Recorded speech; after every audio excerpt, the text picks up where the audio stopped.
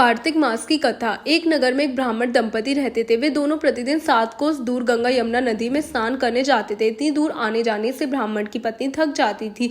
एक दिन उसने अपने पति से कहा कि हमारा पुत्र होता तो कितना अच्छा रहता। पुत्र के बहू आती तो हमें घर वापस जाने पर खाना बना हुआ मिलता, बहू घर का काम भी कर देती। अपनी पत्नी की बात सुनकर ब्राह्मण ने कहा, तूने बात तो सही कही, चल मैं तेरे लिए बहू ला ही देता हूँ। ब्राह्मण ने कहा कि एक पोटली में आटा डालकर कुछ मोहरे रख दे। ब्राह्मण के कहे अनुसार उसने पोटली बांधकर दे दी। पोटली लेकर ब्राह्मण चला गया। ब्राह्मण सफर के दौरान यमुना के किनारे बहुत ही सुंदर लड़कियां दिखाई दी। वे रेत में घर बनाकर खेल रही थी। उनमें से एक लड़की ने कहा, मैं अपना घर नहीं बिगाड़ूंगी, मुझे तो रहने के लिए ये घर चाहिए। लड़की की बात सुनकर ब्राह्मण मन ही मन सोचने लगा कि बहू बनाने के लिए यही लड़की उचित है। जब वह लड़की जाने लगी तो ब्राह्मण भी उसके पीछे पीछे उसके घर तक चला गया। वहां जाकर ब्राह्मण ने उस लड़की से कहा, बेटी कार्तिक मास चल रहा है, इसलिए मैं किसी के घर खाना नहीं खाता, अपने साथ आटा लेकर आया हूं। तुम अपनी माता से पूछो कि क्या वे मेरे लिए आटा छानकर 4 रोटी बना देंगी। यदि वे मेरा आटा छानकर रोटी बनाएंगी तो ही मैं रोटी खाऊंगा। लड़की ने जाकर अपनी माँ को ये सारी बात बताई। माँ ने कहा, उचित है, जाकर ब्राह्मण देव से कह दो कि वे अपना आटा दे दे, मैं रोटी बना दूंगी। जब वह आटा छाने लगी तो आटे में से मोहरे निकले। वह सोचने लगी, जिसके आटे में इतनी मोहरे उसके घर में कितनी मोहरे होंगी। जब ब्राह्मण खाना खाने बैठा तो लड़की की माँ ने उस ब्राह्मण से पूछे, क्या आपका कोई लड़का है और क्या आप उस लड़के की सगाई करने जा रहे हो। यह सुनकर ब्राह्मण ने कहा कि मेरा लड़का तो काशी में पढ़ने गया हुआ है, लेकिन यदि तुम कहो तो खांड कटोरे से विवाह करके तेरी बेटी को अपने साथ ले जाऊं। लड़की की माँ ने कहा, ठीक है ब्राह्मण देव। इस पर लड़की की माँ ने लड़की की खांड कटोरे से शादी करके ब्राह्मण के घर भेज दिया। ब्राह्मण ने घर जाकर कहा, रामू की माँ दरवाजा खोल दे, मैं तेरे लिए बहू लेकर आया। ब्राह्मण की पत्नी भीतर से बोली, हमारे तो कोई बेटा बेटी नहीं है तो बहू कहाँ से आए, तू दुनिया ताने मारती थी, अब आप भी मारने लगे। ब्राह्मण ने कहा, तू दरवाजा खोलकर तो देख। जब ब्राह्मणी ने दरवाजा खोला तो सामने बहू खड़ी थी। उसने बहू का स्वागत किया, आदर सत्कार से अंदर ले गए। अब जब ब्राह्मण अपनी पत्नी के साथ नदी स्नान करने गया तो पीछे से बहू सारा काम करती और खाना बनाकर रखती। वह उनके कपड़े धोती, रात को हाथ पैर भी दबाती। इस तरह बहुत दिन बीत गए। ब्राह्मण ने अपनी बहू से कहा, बहू कभी भी चूल्हे की आग मत बुझने देना और मटके का पानी खत्म मत होने देना। परंतु एक दिन चूल्हे की आग बुझ गई।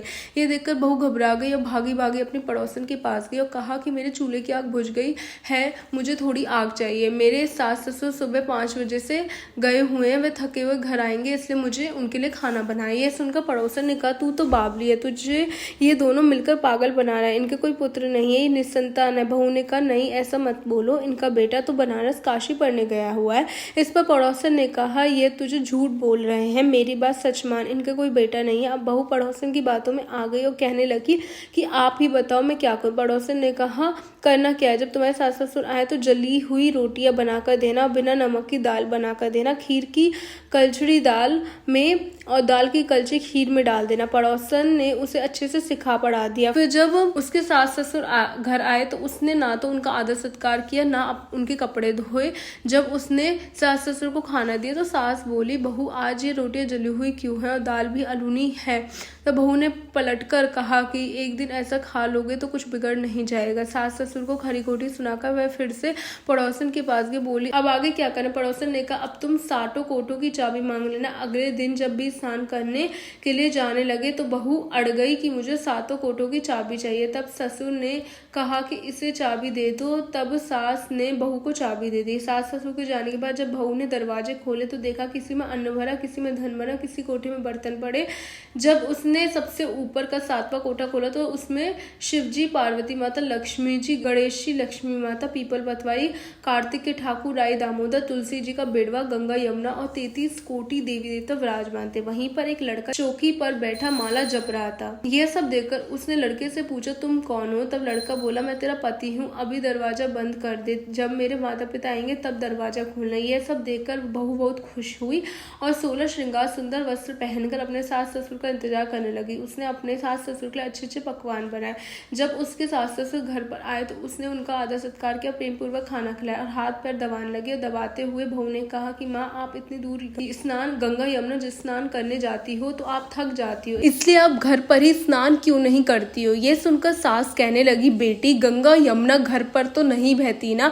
तब उसने कहा, हाँ माँ जी बहती है, चलो मैं आपको दिखाती हूँ। जब बहू ने 7वां कोठा खोलकर दिखाया तो उसमें शिव जी, पार्वती जी, गणेश जी, लक्ष्मी जी, पीपल पतवारी, कार्तिक के ठाकुर, राई दामोदर, तुलसी का बिड़वा, गंगा यमुना बह रही थी और 33 कोटि देवी देवी देवता विराजमान है। वही चौकी पर बैठा एक लड़का माला जप रहा था। माँ ने उसे देखकर कहा, बेटा तू कौन? लड़का बोला, माँ मैं तेरा बेटा हूँ। तब ब्राह्मणी ने पूछा, तू कहाँ से आया? लड़के ने जवाब दिया कि कार्तिक भगवान ने भेजा है। माँ ने कहा, बेटा यह संसार कैसे मानेगा, तू मेरा बेटा है। माँ ने कुछ विद्वान पंडितों से मदद मांगी। पंडितों ने कहा, इस पार बहू बेटा खड़े हो जाए और उस पार माँ खड़ी हो जाए। माँ ने चमड़े की अनगिया पहनी हो और छाती में से दूध की धार निकलकर बेटे की दाढ़ी मूछ भीगे और पवन पानी से गठजोड़ा बंधे, तब मानेंगे कि ये इस माँ की बेटा है। उसने ऐसा ही किया। चमड़े की अनगिया फट गई और छाती में से दूध की धार निकलकर बेटे की दाढ़ी मूछ भीग गई। पवन पानी से बहू बेटे का गठजोड़ बंध गया। ये सब देखकर ब्राह्मण और उसकी पत्नी खुशी का ठिकाना ना रही। तो यह थी कार्तिक मास की कथा। हे कार्तिक महाराज, हे कार्तिक के ठाकुर, जैसे ब्राह्मण ब्राह्मणी को बहू बेटा दिया वैसे सबको देना। कार्तिक मास की कथा कहने, सुनने और हुक्रा भरने वाले पर सब पर अपनी कृपा बनाए रखना। बोलो कार्तिक भगवान की जय, विष्णु भगवान की जय।